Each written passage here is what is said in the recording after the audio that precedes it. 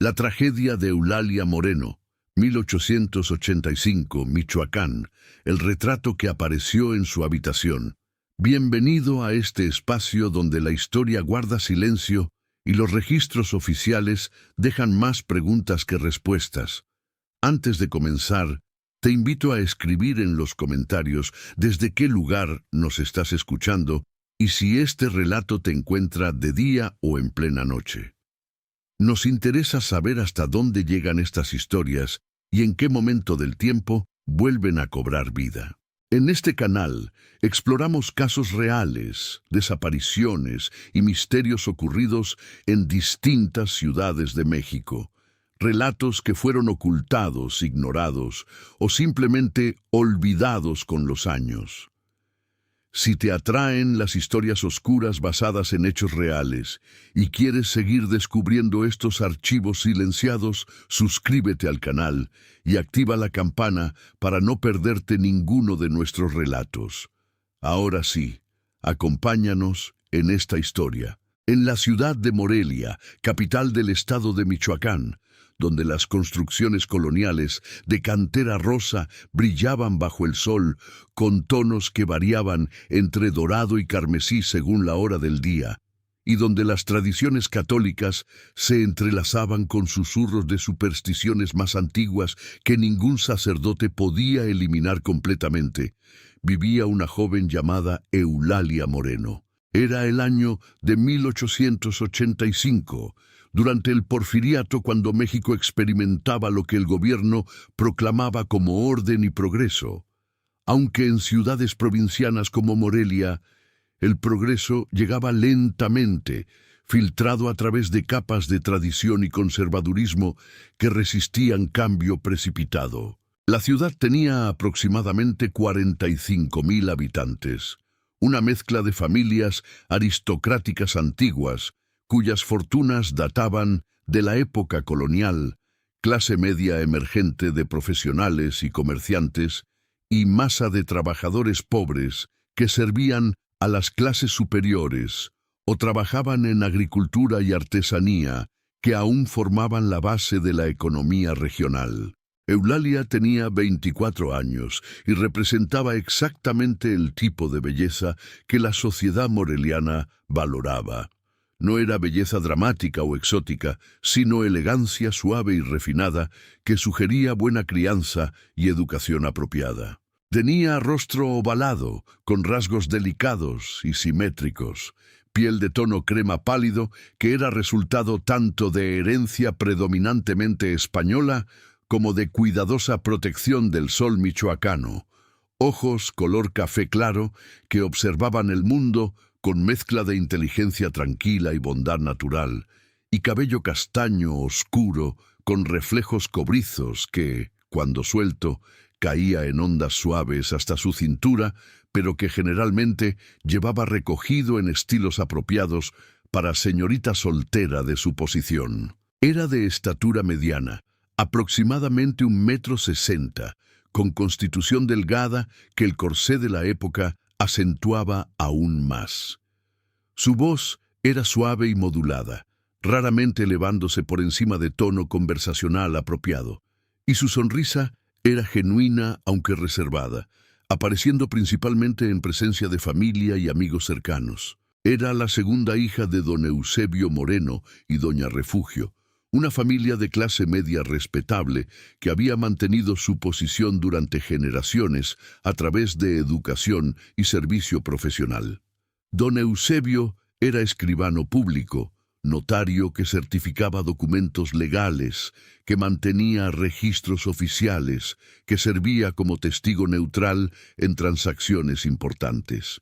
Era profesión que requería educación formal, que confería respeto social considerable y que proporcionaba ingresos estables de aproximadamente 4,000 pesos anuales. Cantidad que, aunque no rivalizaba con fortunas de comerciantes más exitosos o propietarios de tierras, era suficiente para mantener familia cómodamente según estándares de clase media, con casa propia de 2 plantas en ubicación respetable, sirvientes modestos y capacidad de proporcionar educación apropiada a sus 5 hijos. Doña Refugio provenía de familia similar, profesionales y comerciantes modestos que valoraban educación, piedad católica y mantenimiento de apariencias sociales apropiadas. Había criado a sus hijos, 3 hijas y 2 hijos, con énfasis particular en importancia de hacer matrimonios apropiados que consolidarían o mejorarían posición social de familia. Para las hijas especialmente, matrimonio era considerado logro definitivo, meta hacia la cual toda educación y preparación estaba orientada. Eulalia había sido educada en colegio de monjas, donde aprendió las habilidades consideradas esenciales para señorita de su clase: lectura y escritura en español, francés básico, piano, bordado fino, administración doméstica y, sobre todo, los principios de comportamiento apropiado católico y femenino que gobernarían su vida como esposa y madre. Pero más allá de este currículum formal, Eulalia había desarrollado también amor por lectura, absorbiendo novelas y libros de historia que encontraba en biblioteca modesta de su padre, y había mostrado talento particular para pintura en acuarela. Sus obras mostraban sensibilidad artística que iba más allá de simple competencia técnica, capturando no solo apariencias de paisajes y flores que pintaba, sino también algo de su esencia emocional. Tenía también naturaleza profundamente empática que la hacía atenta a sufrimientos de otros. Visitaba regularmente orfanato local, llevando ropa que había cosido y dulces que había preparado. Ayudaba en hospital de caridad, leyendo a pacientes que no podían leer por sí mismos y proporcionando compañía a ancianos sin familia. Era este aspecto de su carácter, su bondad genuina y su sensibilidad hacia dolor de otros, que haría su propio sufrimiento futuro aún más trágico. A los 24 años, Eulalia era considerada ligeramente mayor para mujer soltera, en sociedad donde matrimonios típicamente se arreglaban cuando mujeres tenían entre 16 y 20 años. Haber alcanzado 24 sin casarse generaba comentarios y preocupación familiar. Había tenido pretendientes anteriores, pero ninguno había prosperado. Algunos porque familias no pudieron acordar términos de dote satisfactorios. Otros porque Eulalia misma había expresado reservas sobre compatibilidad que sus padres habían respetado, aunque con creciente impaciencia a medida que años pasaban. Entonces, cuando don Absalón Cisneros expresó interés en cortejar a Eulalia, familia Moreno respondió con alivio y entusiasmo considerable. Don Absalón era partido extremadamente ventajoso, viudo de 41 años, comerciante próspero que había construido fortuna considerable importando mercancías europeas y vendiéndolas a élite moreliana, propietario de casa grande en mejor parte de ciudad y hombre de reputación aparentemente impecable en comunidad. El hecho de que fuera viudo no era desventaja, sino más bien ventaja.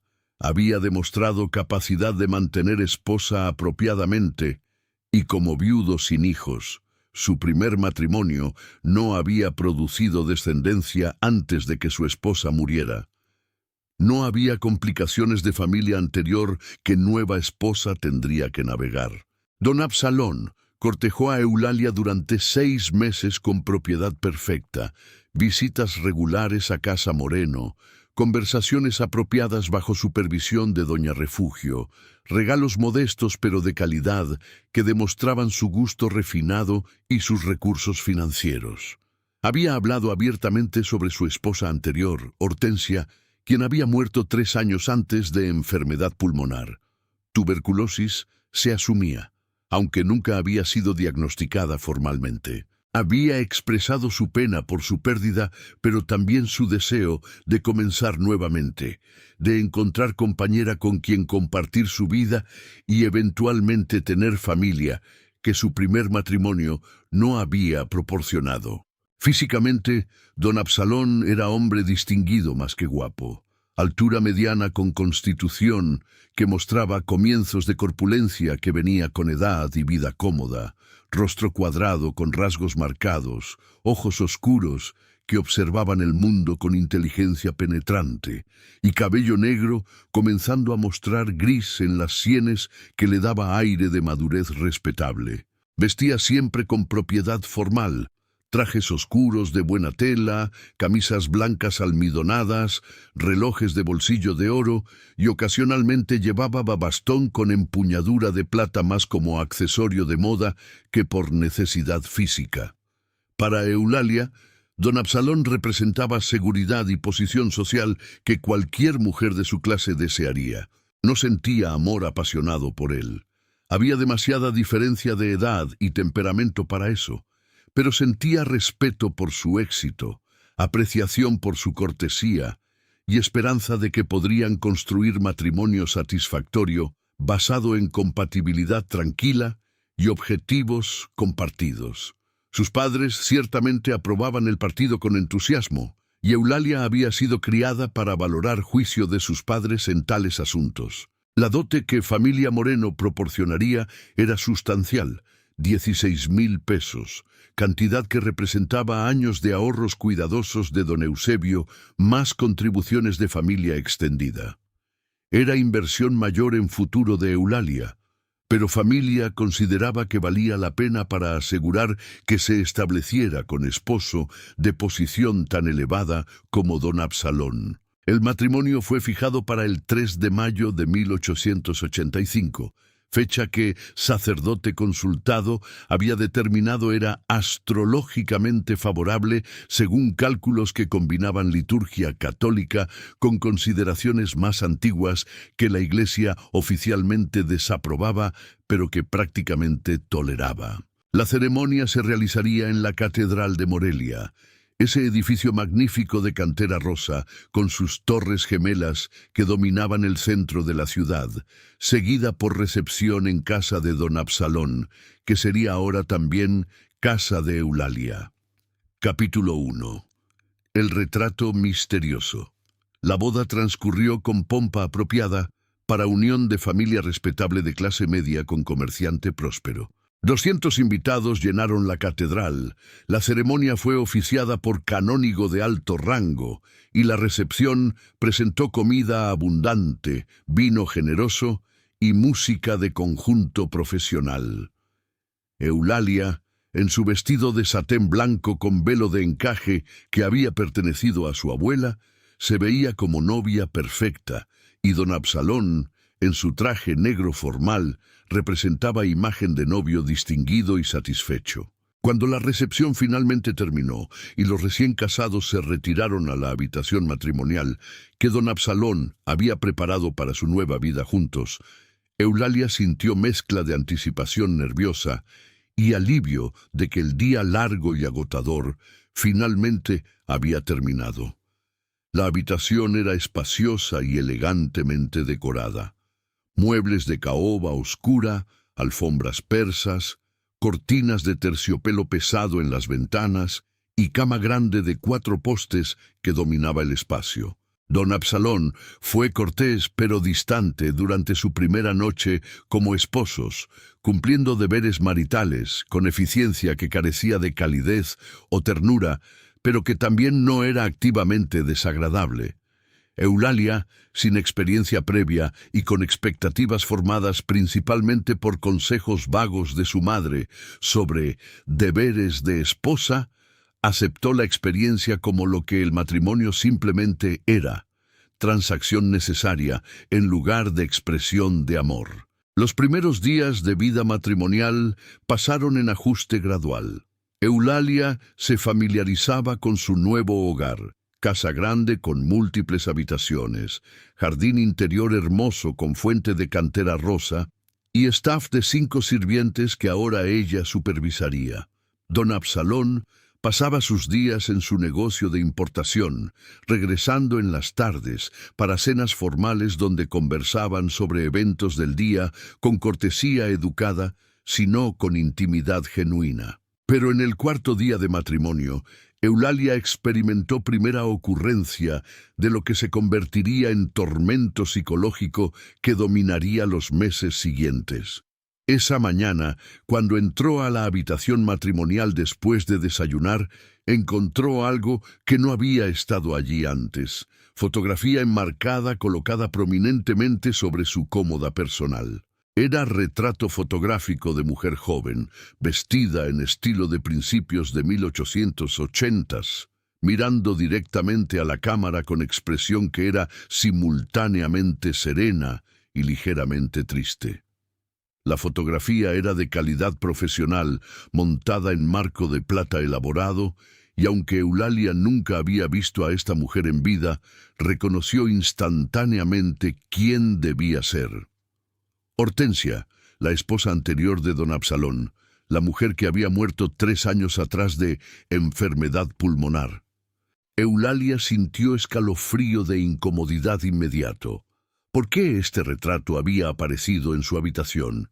¿Y por qué sobre su cómoda específicamente en el espacio que era supuestamente su dominio privado en esta casa que aún no se sentía completamente como hogar? Tomó el retrato y fue a buscar a don Absalón, encontrándolo en su estudio revisando libros de cuentas.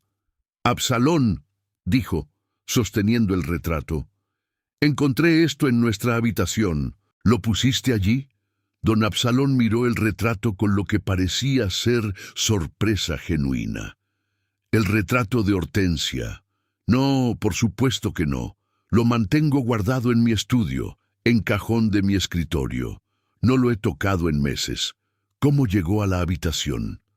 Eulalia no tenía respuesta. «Tal vez uno de los sirvientes lo movió mientras limpiaba», sugirió, aunque parecía explicación extraña. ¿Por qué sirviente movería retrato de esposa muerta desde estudio del patrón hasta habitación de nueva esposa? Don Absalón frunció el ceño. «Hablaré con el staff. Es inapropiado que posesiones personales sean movidas sin permiso. Por ahora, podrías guardar el retrato. Lo recogeré más tarde y lo devolveré a su lugar apropiado». Eulalia tomó el retrato de regreso a la habitación matrimonial, sintiéndose inquieta, de manera que no podía nombrar completamente.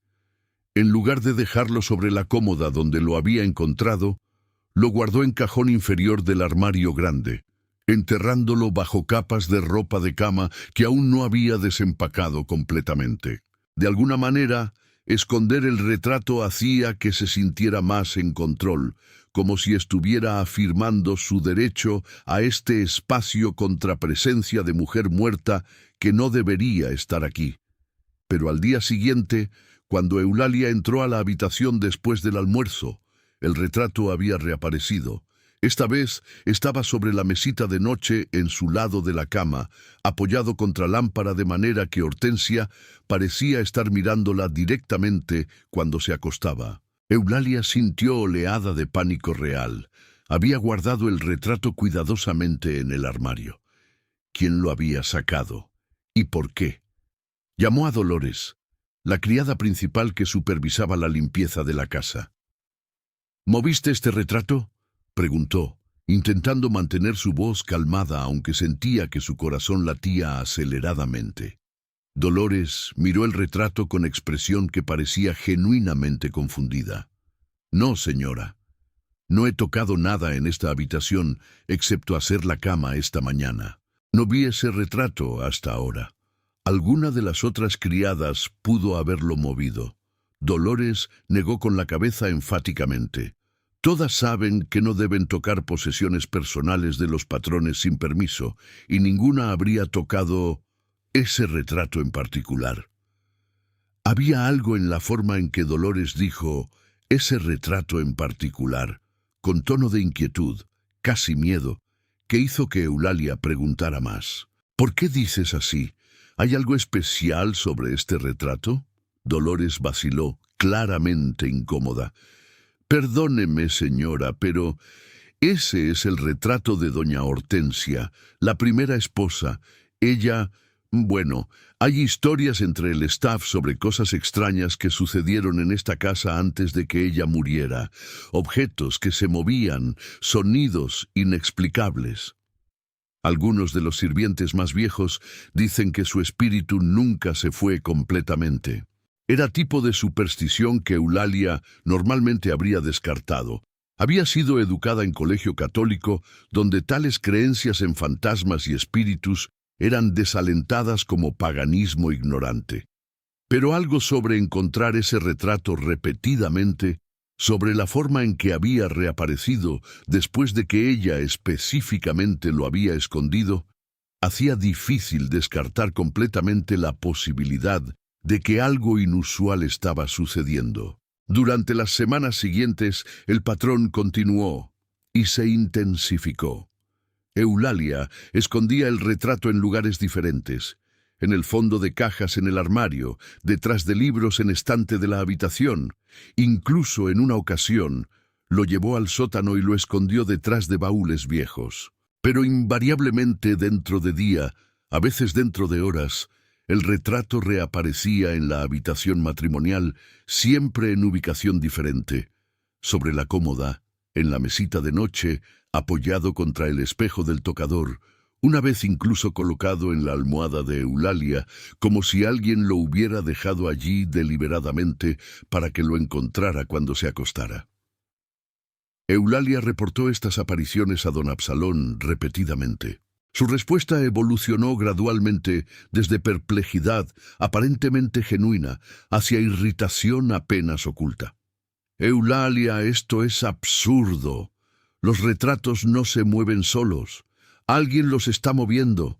Tal vez tú misma sin recordarlo. Tal vez uno de los sirvientes jugando broma cruel. Pero necesitas dejar de obsesionarte con esto. Estás permitiendo que tu imaginación se desboque. Había algo en esta respuesta, la sugerencia de que ella podría estar moviendo el retrato sin recordarlo, implicación de que su mente era poco confiable, que plantó primera semilla de duda autocuestionante en Eulalia. Era posible que estuviera imaginando cosas, que su memoria de dónde había puesto el retrato era menos confiable de lo que pensaba, pero no.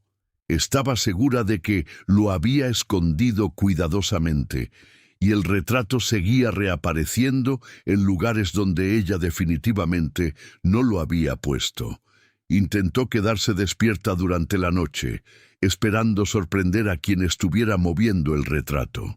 Pero después de múltiples noches de vigilancia agotadora, nunca vio a nadie entrar a la habitación, nunca escuchó sonidos de alguien moviendo objetos, y sin embargo, a la mañana siguiente, el retrato invariablemente había sido recolocado.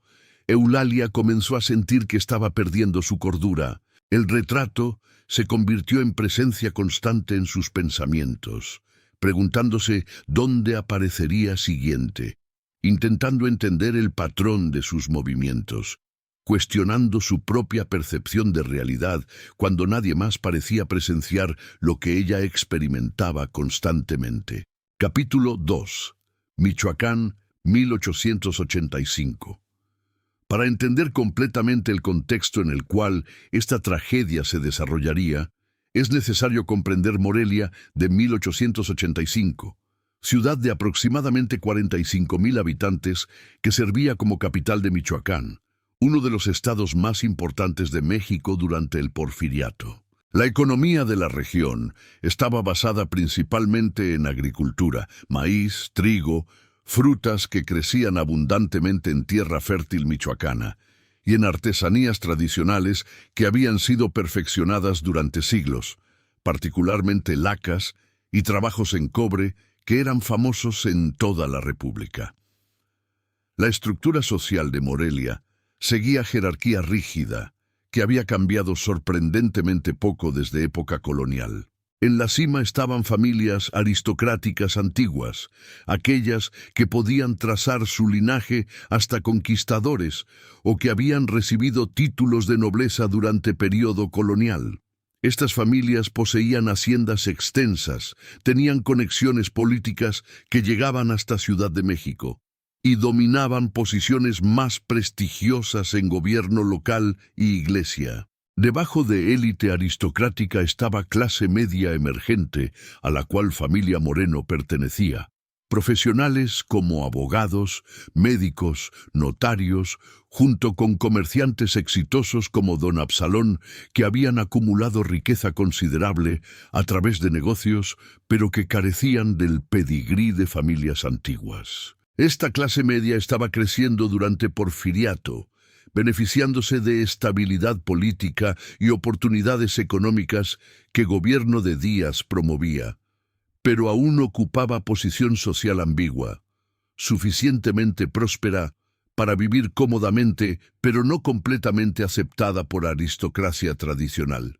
En base de pirámide social estaban trabajadores y campesinos, aquellos que laboraban en haciendas, que trabajaban como sirvientes en casas de ricos, que practicaban oficios artesanales. Vivían vidas de pobreza relativa, con pocas oportunidades de movilidad social ascendente, pero dentro de esta clase había también jerarquías. Artesanos especializados eran respetados más que peones ordinarios. Sirvientes domésticos de familias prominentes tenían estatus más alto que trabajadores de campo. La familia Moreno, con ingresos anuales de aproximadamente 4,000 pesos, estaba cómodamente establecida en clase media. Para poner esto en perspectiva, peón ordinario ganaba tal vez 100 a 200 pesos al año. Artesano especializado podría ganar 500 a 800, mientras que comerciante verdaderamente exitoso como don Absalón podría ganar 10,000 pesos o más anualmente. La dote de 16,000 pesos que familia Moreno proporcionaba para Eulalia representaba 4 años de ingresos totales de don Eusebio, inversión masiva que demostraba cuán seriamente tomaban el futuro de su hija. La vida cotidiana en Morelia de 1885 seguía ritmos que habían cambiado poco durante siglos. La Iglesia Católica dominaba calendario social con sus innumerables fiestas religiosas, procesiones y obligaciones de asistencia a misa.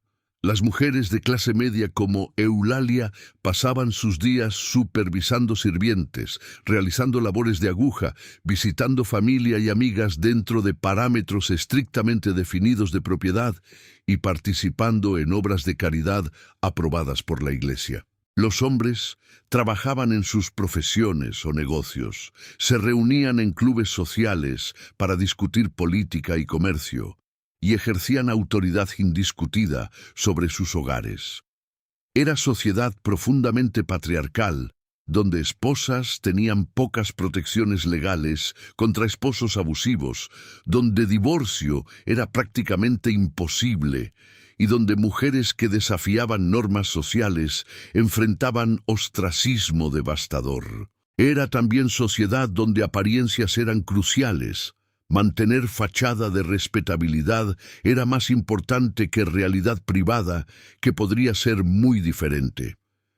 En este contexto, cuando Eulalia comenzó a reportar que el retrato de la esposa muerta de su esposo se movía misteriosamente, la reacción de sociedad era predecible. No era creída, o más precisamente, sus reportes eran interpretados como señales de que ella estaba volviéndose histérica, inestable, posiblemente mentalmente enferma, de manera que mujeres frecuentemente eran acusadas de ser cuando expresaban preocupaciones que los hombres encontraban inconvenientes o amenazantes. Capítulo 3. El viudo con segredos. Lo que Eulalia no sabía, lo que nadie en sociedad moreliana sabía excepto don Absalón mismo, era que las apariciones del retrato no eran fenómeno sobrenatural ni producto de su imaginación. Era campaña deliberada y calculada de tortura psicológica que don Absalón estaba orquestando personalmente.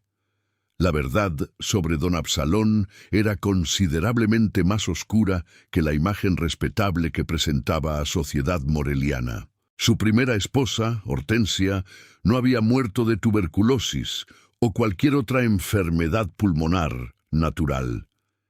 Había sido envenenada, lenta y metodológicamente durante período de casi un año, con arsénico que don Absalón había administrado en pequeñas dosis en su comida. El motivo había sido financiero y también personal. Hortensia había venido de familia moderadamente próspera, y su dote había proporcionado capital que don Absalón necesitaba para expandir su negocio de importación durante primeros años de su matrimonio. Pero después de varios años, cuando ese capital había sido agotado y negocios de don Absalón requerían más inversión, Hortensia no tenía más recursos para proporcionar. Además, ella había resultado ser estéril. Después de 5 años de matrimonio sin concebir, era claro que no le daría herederos. Para hombre de ambiciones de don Absalón, esposa sin más dinero y sin capacidad de producir hijos, era carga en lugar de activo.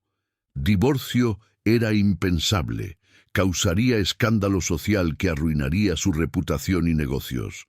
Pero si Hortensia muriera de enfermedad natural, él sería viudo joven, tenía solo 38 en ese momento, libre para casarse nuevamente, idealmente con mujer más joven que traería dote nueva y que podría darle hijos. Entonces don Absalón había comenzado a envenenar a Hortensia, cantidades pequeñas de arsénico mezcladas en su comida, suficientemente graduales para que síntomas parecieran enfermedad progresiva en lugar de envenenamiento agudo. Hortensia había sufrido durante meses pérdida de peso, dolores abdominales, debilidad creciente, finalmente fallo orgánico que médicos atribuyeron a tuberculosis, aunque autopsia nunca fue realizada para confirmar diagnóstico. Durante los últimos meses de vida de Hortensia, cuando estaba confinada a cama y su mente comenzaba a deteriorarse por efectos del envenenamiento crónico, había comenzado a tener experiencias perturbadoras. Veía sombras que se movían en las esquinas de su habitación, escuchaba voces que nadie más escuchaba y se quejaba constantemente de sensación de ser observada por presencia malévola. Don Absalón había usado estas quejas como evidencia de que Hortensia estaba perdiendo su cordura, que su enfermedad no solo estaba afectando su cuerpo, sino también su mente. Esta experiencia le había dado idea que ahora estaba implementando con Eulalia. Si podía hacer que su nueva esposa pareciera estar perdiendo su cordura, pareciera estar experimentando alucinaciones o delirios, entonces, cuando muriera, como planeaba que muriera una vez que su dote estuviera asegurada en sus cuentas, su muerte sería atribuida a enfermedad mental que había progresado hasta manifestaciones físicas fatales. Y mientras tanto, el proceso de hacer que pareciera loca también serviría propósito secundario de aislarla socialmente, de hacer que nadie creyera sus quejas si comenzaba a sospechar que algo más estaba sucediendo. El plan tenía 2 componentes trabajando simultáneamente. Primero, el retrato. Don Absalón lo movía personalmente, típicamente durante la noche cuando Eulalia estaba durmiendo profundamente, su sueño profundo facilitado por pequeñas dosis de láudano que había comenzado a agregar a su chocolate nocturno, diciéndole que ayudaría con su nerviosismo. Don Absalón conocía todos los lugares donde ella escondía el retrato porque esperaba hasta que ella estaba ocupada en otra parte de la casa. Luego buscaba sistemáticamente hasta encontrarlo. Luego lo colocaba en lugar nuevo y esperaba su reacción cuando lo descubría. Segundo, y más siniestro, había comenzado a envenenar a Eulalia, usando mismo método que había usado con Hortensia, pero con secuencia cuidadosamente planeada, diseñada para sincronizar con apariciones del retrato.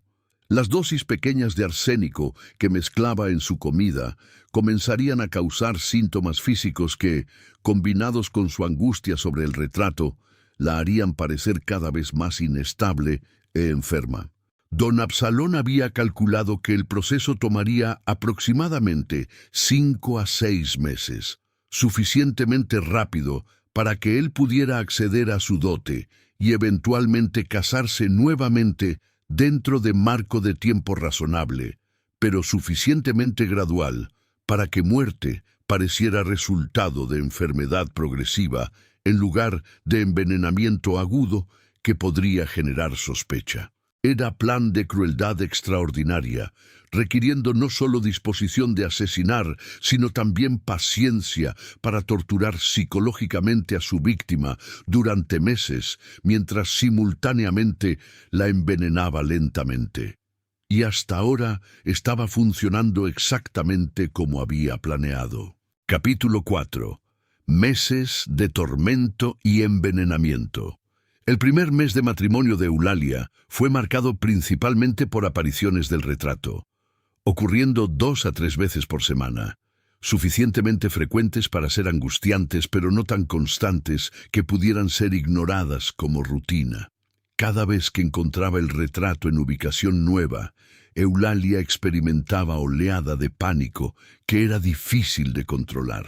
Reportaba cada aparición a don Absalón, quien respondía con mezcla de perplejidad aparente e irritación creciente. «Eulalia, esto se está volviendo obsesión poco saludable», le había dicho al final del primer mes.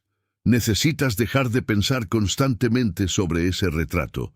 Tal vez deberías pasar más tiempo en actividades productivas, obras de caridad que solías hacer, visitas a tu familia, en lugar de obsesionarte con objeto inanimado». Pero cuando Eulalia intentaba seguir este consejo, encontraba que don Absalón ponía obstáculos. Cuando quería visitar el orfanato, donde había sido voluntaria antes del matrimonio, él argumentaba que no era apropiado que esposa de su posición pasara tiempo en tales lugares. Cuando quería visitar a su familia, él siempre parecía tener razón, porque ese día particular no era conveniente. Eulalia comenzaba a sentirse aislada, confinada a casa grande, donde el retrato acechante era su compañía constante. Durante el segundo mes, síntomas nuevos comenzaron. Síntomas que Eulalia inicialmente atribuyó a estrés de situación con el retrato. Comenzó a tener náusea frecuente, especialmente después de comidas. Su apetito disminuyó, haciendo difícil comer incluso cuando sabía que debía. Tuvo dolores abdominales que llegaban en oleadas, haciendo que tuviera que acostarse hasta que pasaran. Y desarrolló también fatiga profunda que hacía que incluso tareas simples sintieran agotadoras. Don Absalón, cuando ella mencionaba estos síntomas, sugería que eran resultado de su nerviosismo sobre el retrato. «Tu mente está afectando tu cuerpo», le decía. «Una vez que dejes de obsesionarte con fantasías sobre retratos que se mueven, tu salud física mejorará también». Era explicación que tenía cierta lógica. Después de todo, estrés podía causar síntomas físicos, pero que también impedía que Eulalia buscara atención médica genuina para lo que realmente era envenenamiento progresivo. Durante este segundo mes, las apariciones del retrato también se intensificaron, ahora ocurriendo diariamente, a veces múltiples veces al día. Eulalia encontraría el retrato por la mañana en su cómoda, lo escondería y para la tarde lo encontraría en su mesita de noche. Lo escondería nuevamente y por la noche estaría en el tocador. Era como si presencia ya fuera sobrenatural, como los sirvientes susurraban, o humana, como Eulalia sospechaba pero no podía probar, estuviera intensificando su campaña de acoso. Eulalia intentó documentar las apariciones, manteniendo diario donde registraba cada vez que encontraba el retrato, donde lo había escondido previamente y donde había reaparecido. Esperaba que esto proporcionaría evidencia que convencería a otros, su esposo, su familia, tal vez incluso sacerdote, de que algo genuinamente extraño estaba sucediendo. Pero cuando mostró su diario a don Absalón, él simplemente lo usó como evidencia adicional de su supuesta obsesión poco saludable. «Mira esto», había dicho, hojeando páginas llenas de anotaciones detalladas sobre el retrato. «Estás documentando cada movimiento de un objeto inanimado, como si fuera conspiración contra ti. ¿No ves cómo esto suena? Estás permitiendo que tu imaginación te controle completamente». Durante el tercer mes, síntomas físicos de Eulalia empeoraron significativamente. Comenzó a perder cabello. No solo unos mechones como era normal, sino cantidades que dejaban áreas visiblemente más delgadas cuando se cepillaba por la mañana. Su piel desarrolló tono amarillento enfermizo y aparecieron manchas oscuras bajo sus ojos que ninguna cantidad de descanso parecía mejorar. Sus uñas se volvieron quebradizas, rompiéndose fácilmente, y desarrolló también erupción en sus manos y pies, áreas rojizas e irritadas que picaban constantemente. Estos síntomas eran clásicos de envenenamiento crónico por arsénico, aunque en 1885 la medicina mexicana no tenía comprensión completa de estas manifestaciones específicas. Cuando Eulalia finalmente insistió en ver médico, doctor González, médico de familia que morenos habían usado durante años, él examinó sus síntomas y ofreció diagnóstico que era vago, pero conveniente para propósitos de don Absalón. «Parece ser forma de neurastenia», había declarado doctor González, usando término que era diagnóstico general para variedad de síntomas que no se ajustaban a categorías de enfermedad específicas. «Es condición que afecta particularmente a mujeres de sensibilidad nerviosa delicada. El estrés emocional se manifiesta en síntomas físicos. Mi recomendación es reposo completo, evitar excitación y tal vez tónico fortificante». Era diagnóstico que validaba narrativa de don Absalón de que problemas de Eulalia eran principalmente mentales, nerviosos, en lugar de físicos. Y el tónico fortificante que doctor recetó, mezcla de hierro y varios extractos de hierbas, no haría nada para contrarrestar el arsénico que continuaba siendo administrado en comida de Eulalia. Durante este tercer mes, las apariciones del retrato tomaron giro aún más perturbador. Comenzó a aparecer en lugares que parecían físicamente imposibles de alcanzar sin esfuerzo considerable. Una mañana, Eulalia lo encontró en estante alto del armario, colocado detrás de cajas que requerirían escalera para alcanzar. Otra vez apareció en espacio pequeño entre respaldo de cómoda y pared. Espacio tan estrecho que mover mueble sería necesario para colocar algo allí. Estos lugares imposibles servían propósito doble para don Absalón. Primero, intensificaban el elemento de lo inexplicable que hacía que Eulalia cuestionara su propia cordura. Segundo, cuando ella reportaba estos lugares, sonaban tan improbables que hacían que otros dudasen de su veracidad. ¿Cómo podría retrato aparecer detrás de mueble pesado sin que alguien lo hubiera movido? ¿Cómo podría aparecer en estante alto sin escalera? La implicación era que Eulalia debía estar imaginando estas apariciones, o incluso colocando el retrato allí ella misma sin recordarlo. Durante el cuarto mes, Eulalia desarrolló síntomas neurológicos que eran particularmente aterradores. Comenzó a tener temblores en sus manos, temblores finos que hacían difícil realizar tareas delicadas como bordado que siempre había disfrutado. Tuvo episodios de entumecimiento y hormigueo en sus pies y manos, sensación como si miles de agujas pequeñas estuvieran pinchándola. Y desarrolló también dolor ardiente que corría a lo largo de sus extremidades, siguiendo lo que médico habría reconocido como neuropatía periférica inducida por arsénico, si hubiera sabido buscar tal cosa. Su caminar se volvió inestable, haciendo que tuviera que sostenerse de muebles cuando movía a través de habitaciones. Su visión, Ocasionalmente se volvía borrosa y tuvo episodios de confusión, momentos donde perdía hilo de sus propios pensamientos o olvidaba qué estaba haciendo a mitad de tarea. Estos episodios eran aterradores para Eulalia, quien había tenido siempre mente aguda y memoria excelente. ¿Estaba realmente perdiendo su cordura como todos parecían creer? ¿O algo más estaba pasando? Algo que no podía identificar, pero que sentía con certeza creciente, era deliberado, malicioso, dirigido específicamente a ella. Durante este cuarto mes, su hermana menor, Mercedes, finalmente logró visitarla, a pesar de obstáculos que don Absalón había estado poniendo. Lo que Mercedes vio la horrorizó. Su hermana, que apenas 4 meses atrás había sido mujer sana y vibrante, ahora parecía enferma terminal. Había perdido probablemente 15 kilos, su piel tenía tono enfermizo, su cabello estaba visiblemente más delgado y sus manos temblaban constantemente.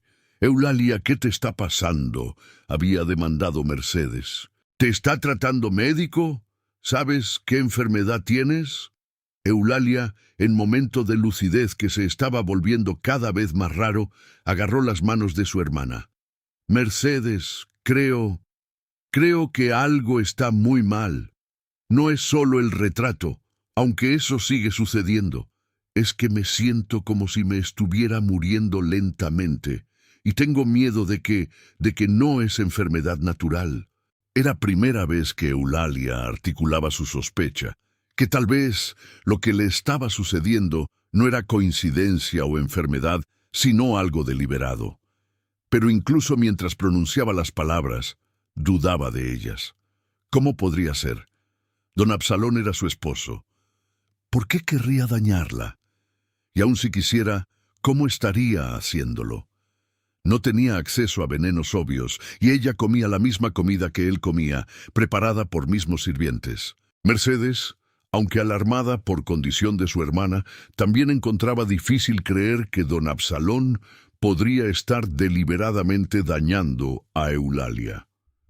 «Tal vez necesitas médico diferente», sugirió. «Alguien de Ciudad de México, especialista que podría diagnosticar qué está causando estos síntomas». Pero cuando Mercedes planteó esta idea a don Absalón, él la rechazó firmemente. «Eulalia está siendo tratada por doctor González, quien es médico competente. Su condición es nerviosa, no física, en sentido que especialista de ciudad podría tratar mejor. Lo que necesita es descanso tranquilo, no ser sometida a exámenes invasivos que solo agravarían su nerviosismo». Durante el 5.º mes, condición de Eulalia deterioró hasta punto de crisis. Comenzó a tener sangrado de nariz, de encías y, más alarmante, sangre aparecía en su orina. Sus riñones estaban fallando, su hígado estaba fallando, su cuerpo estaba cerrando sistema por sistema bajo asalto acumulativo del envenenamiento crónico por arsénico. Estaba ahora confinada a cama mayor parte del tiempo, demasiado débil para caminar sin asistencia. Su mente driftaba entre lucidez y confusión.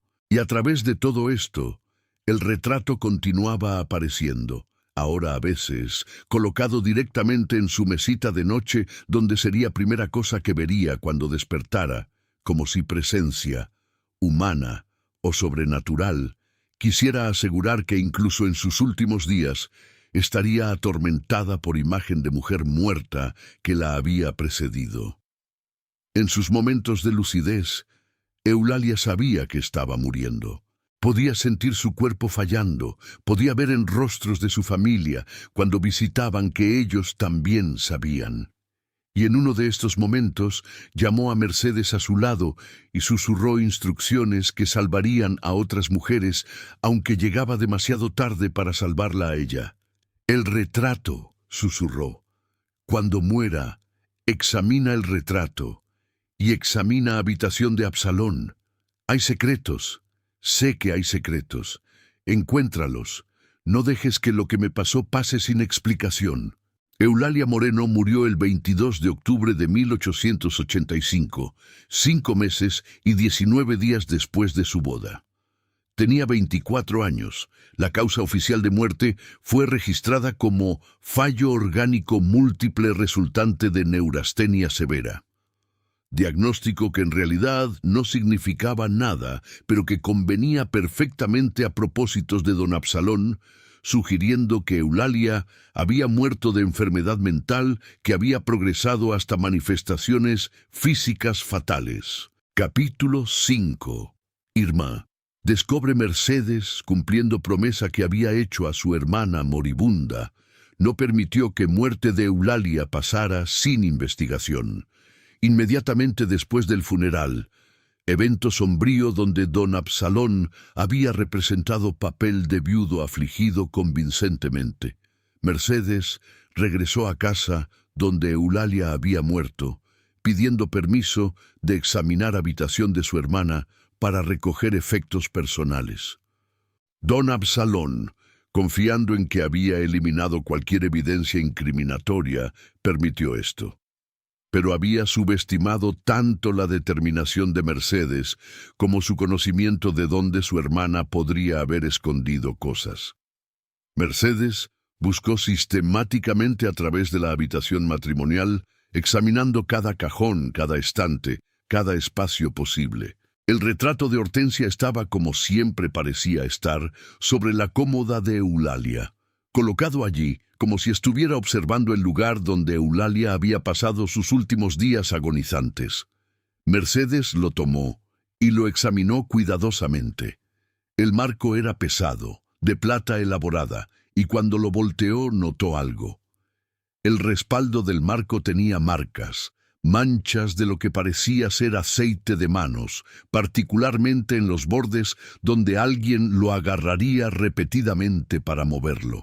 Las huellas digitales no eran aún ciencia forense establecida en 1885, pero Mercedes tenía instinto de que estas marcas podrían ser importantes. Envolvió el retrato cuidadosamente en tela y lo llevó consigo, determinada a tenerlo examinado por alguien que podría determinar quién lo había estado manejando. Luego, con ayuda de Dolores, la criada, quien también había comenzado a sospechar que algo siniestro había sucedido a ambas esposas de don Absalón, Mercedes obtuvo acceso al estudio privado de don Absalón, la habitación donde mantenía sus libros de cuentas comerciales, sus documentos importantes y sus posesiones personales. Buscaron sistemáticamente, comenzando con escritorio donde don Absalón había afirmado mantenía el retrato de Hortensia guardado. En cajón inferior del escritorio, escondido detrás de carpetas de documentos comerciales, Mercedes encontró algo que hizo que su sangre se helara. Pequeño frasco de vidrio etiquetado claramente en letra de farmacéutico. Arseniato, veneno, solo para uso externo. El frasco estaba medio vacío, y cuando Mercedes lo examinó más de cerca, vio que el polvo blanco dentro había sido accedido recientemente. Había residuos en borde del frasco, donde alguien había sacado porciones pequeñas repetidamente.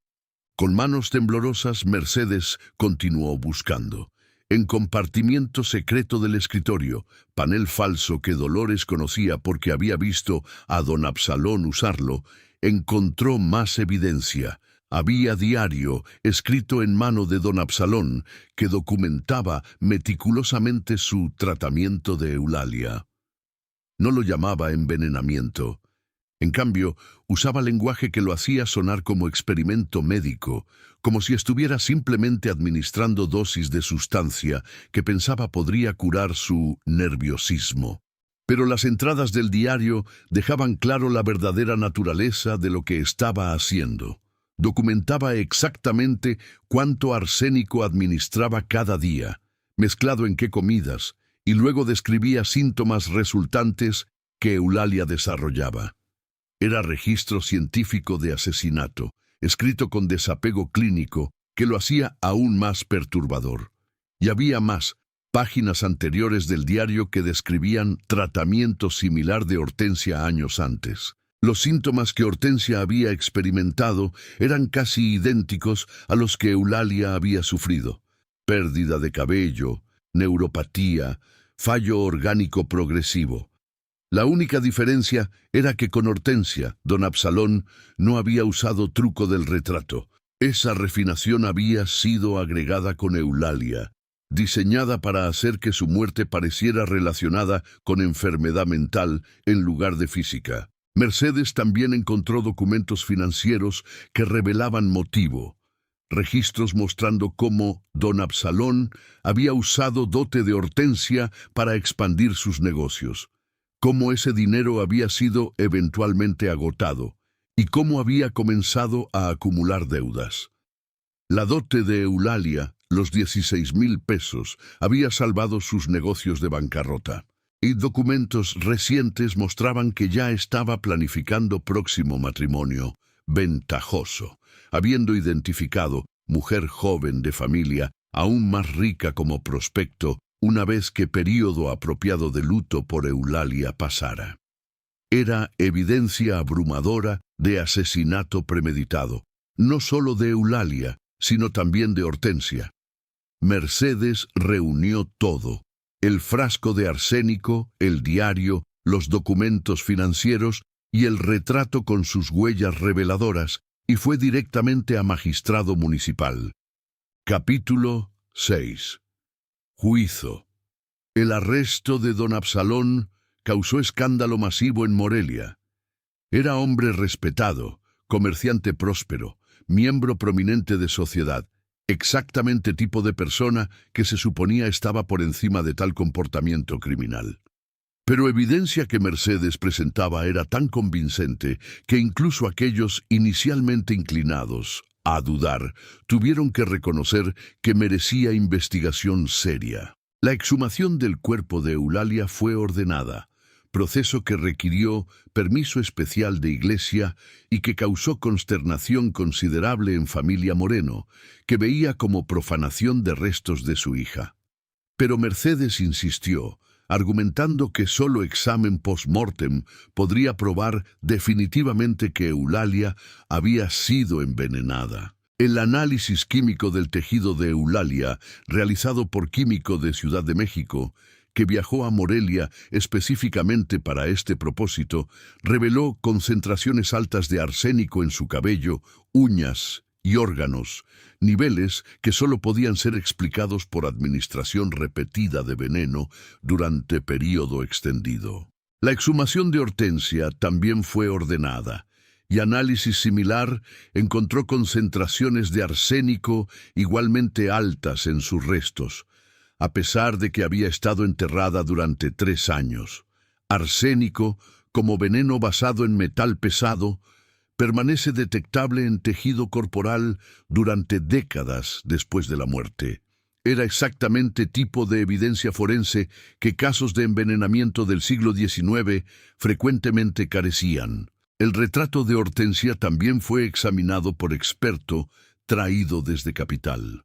Aunque ciencia de huellas digitales no era aún establecida formalmente en México de 1885, el experto pudo determinar basándose en patrones de aceites y manchas en el marco que había sido manejado repetidamente por misma persona, y las características de estas manchas correspondían a manos de don Absalón cuando fueron comparadas con objetos que se sabía había tocado.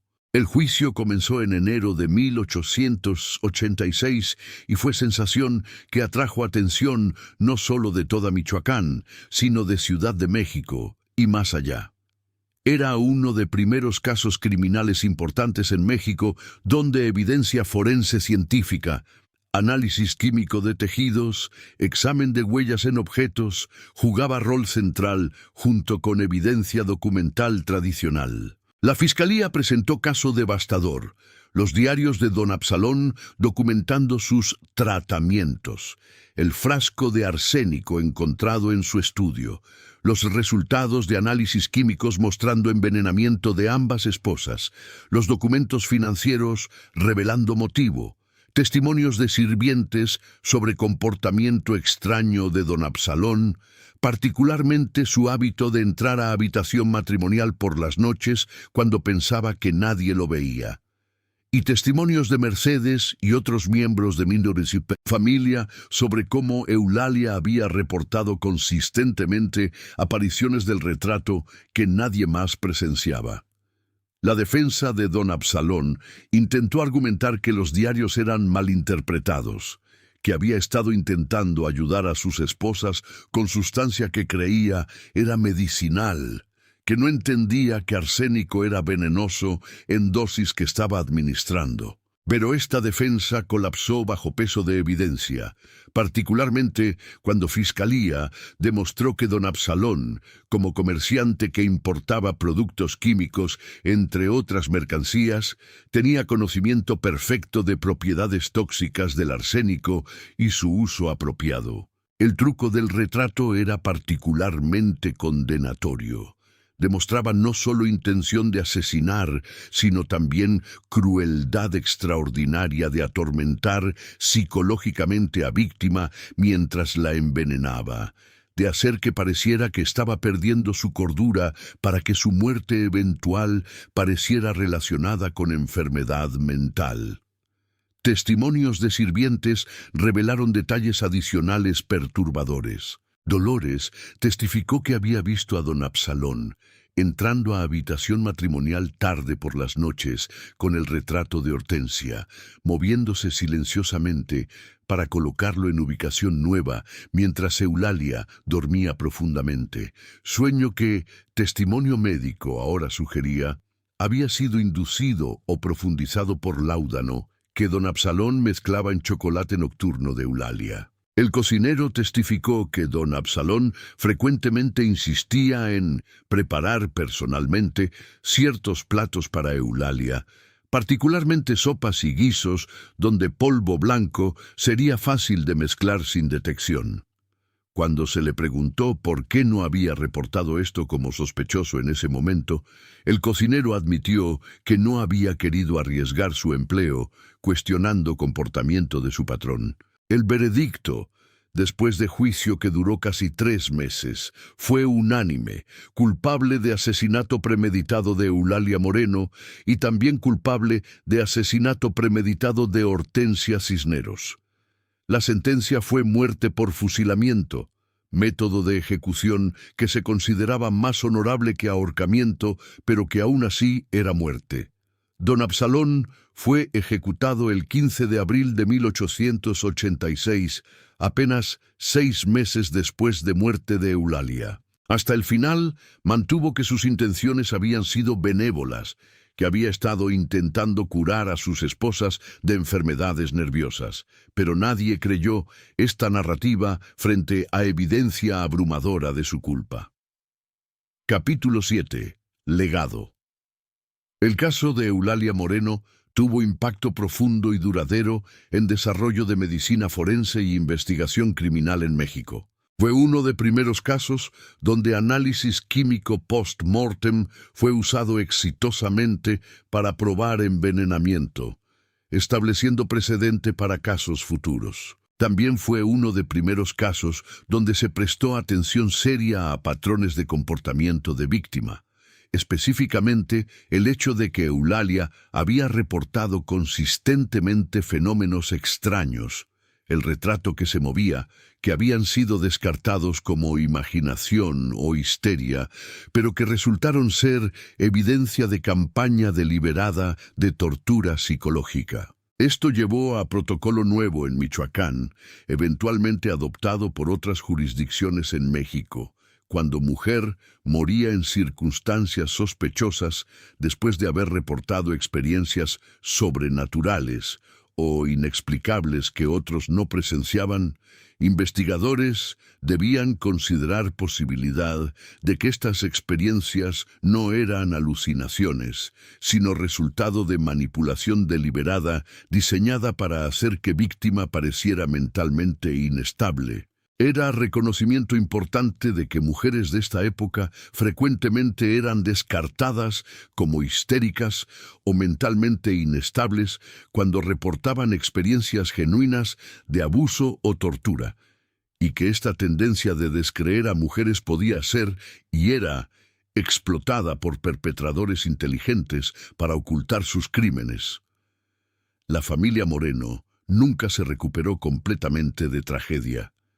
Don Eusebio murió en 1887, aparentemente de enfermedad del corazón, pero realmente de pena que nunca sanó. Doña Refugio vivió hasta 1900, dedicando sus últimos años a abogar por reformas legales que darían a mujeres más protecciones en matrimonio y que harían más fácil para mujeres escapar situaciones abusivas sin pérdida total de su posición social y apoyo financiero. Mercedes se casó en 1888, pero con condiciones inusuales para la época. Insistió en contrato matrimonial que le daba control sobre su propia dote y que especificaba condiciones bajo las cuales podría buscar separación si matrimonio se volvía intolerable. Era tipo de arreglo que habría sido impensable antes de caso de Eulalia, pero que familia de su esposo aceptó, reconociendo que después de lo que había sucedido a su hermana, Mercedes tenía derecho de protegerse. La casa donde Eulalia había muerto fue eventualmente vendida. Nadie en Morelia quería vivir en lugar donde dos mujeres habían sido asesinadas. Se decía que estaba embrujada, que personas que pasaban por las noches escuchaban sonidos de mujer llorando. Estos rumores eran probablemente exageraciones alimentadas por conocimiento de lo que había sucedido allí, pero servían propósito de mantener memoria de Eulalia viva en conciencia colectiva de Morelia. El retrato de Hortensia, objeto que había sido instrumento de tanto tormento, fue finalmente destruido por orden de Mercedes, quien lo quemó en ceremonia privada con Padre Sebastián presidiendo. Las cenizas fueron dispersadas, asegurando que nunca podría ser usado para dañar a nadie más. Hoy, más de un siglo después, la historia de Eulalia Moreno y el retrato que apareció en su habitación sirve como recordatorio de múltiples lecciones importantes. Sobre peligros de matrimonios, donde mujeres tienen pocas protecciones legales contra esposos abusivos. Sobre cómo reportes de mujeres sobre sus experiencias frecuentemente son descartados como histeria o imaginación. Sobre importancia de evidencia forense científica en probar crímenes que de otra manera podrían pasar como muertes naturales, y sobre cómo incluso objetos aparentemente inocentes, como retrato de mujer muerta, pueden ser convertidos en armas psicológicas por aquellos con intenciones malévolas. Si esta perturbadora historia de Eulalia Moreno te ha impactado y quieres conocer más casos reales de envenenamientos, gaslighting, antes de que el término existiera, y la lucha por justicia forense en el México del siglo XIX, te invito a que des like, te suscribas al canal y actives las notificaciones. Me encantaría leer tu opinión. ¿Fue la familia de Eulalia cómplice al descreer sus reportes sobre el retrato? ¿Cómo podemos aplicar las lecciones de este caso a situaciones modernas donde experiencias de mujeres son descartadas como imaginación? ¿Qué señales de advertencia debería haber reconocido Eulalia antes de casarse con don Absalón? Comparte tus reflexiones en los comentarios y nos vemos en el próximo video con otra historia que te hará pensar sobre la importancia crítica de creer a las mujeres cuando reportan experiencias extrañas o perturbadoras, incluso cuando parecen implausibles.